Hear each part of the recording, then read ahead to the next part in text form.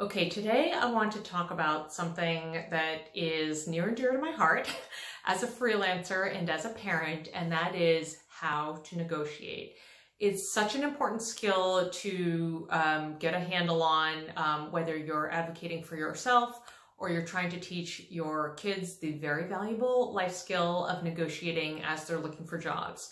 So, yeah, I have 7 tips that I want to share to you. And the idea for this actually originated like a year ago when I was helping my daughter figure out how to advocate for herself in babysitting arrangements for the first time. And I kind of let the idea sit for a little while and then came back to it, which is really great because it actually led me to some other conclusions about negotiation.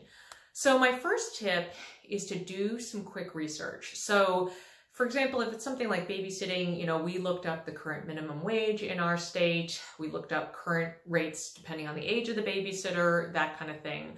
But I also wanted to bring up that if you're in a situation where you as a freelancer are trying to negotiate and you do some Googling on rates, fine.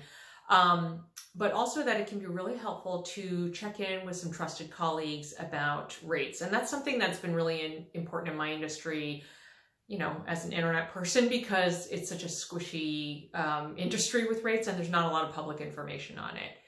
But second, perhaps one of the most important things to do is to do a gut check on possible rates. So what I mean by this is almost thinking about it in terms of Goldilocks and identifying, okay, what rate is too low, what rate is just right, and what rate would be too high but kind of awesome. So I do that myself for different projects, and I also found that it was really helpful to work that out with my teenager as she was thinking about babysitting jobs. Third, seems obvious, but I think a lot of people lose sight in the moment of factoring in qualifications and experience. I think our tendency as humans is to lowball ourselves a little bit, so raise that up. And for example, I had mentioned that I first started thinking about this topic last year when my daughter started babysitting, but coming to it a year later this year, I said, you should factor in and maybe do a little bit of adjustment given that now you have a full year and a ton of experience under your belt with different numbers of kids. And also you have your Red Cross certification. So, it's important to talk to your kids, talk to yourself about self-worth and value in these scenarios. Okay, fourth, practice saying the words. And if you're thinking about your own rate, you might literally be doing this in a mirror or just to your computer. But with kids, you can role play. So when my daughter was first thinking about going out for, it was just before her first babysitting interview, and we literally role played where I was the client and would, toss back some scenarios, especially the one that we expected, which is countering the offer and what she would do and what she would say in that experience. So, of course she found this to be a little hokey, but also really, really valuable. Okay, fifth, related to my last point, is to not take it personally when the other party tries to negotiate. Negotiation is a two-way street. It's gonna happen, and that's totally fine. You just need to be ready for it. So that's where the role playing comes in very handy. I find that, sometimes in my client work, people will just say okay to a rate. Other times they'll counter with something. And when they do, I'll often say, offer some education. This is what's involved. This is my experience. This is why the rate is what it is.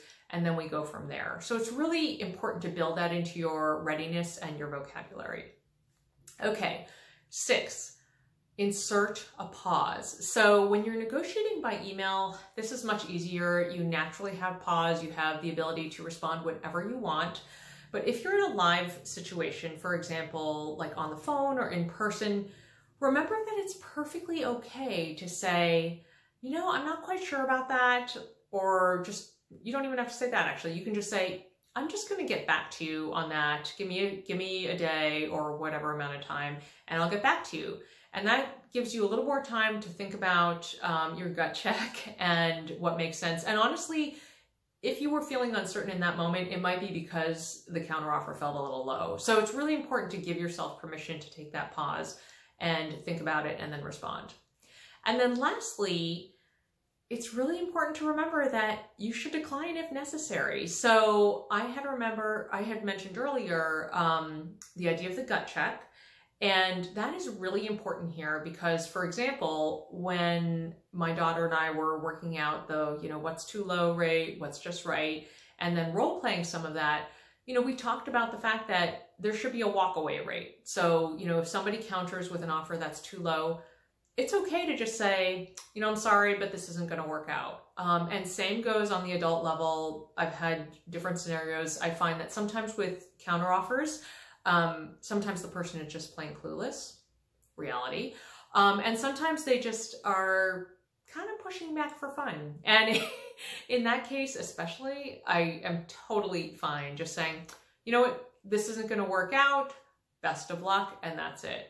So I hope these tips were helpful to you. I'm going to link the blog post where I detail all of this out a little more fully in the comments so you can access it and bookmark it for when you need it for your next negotiation.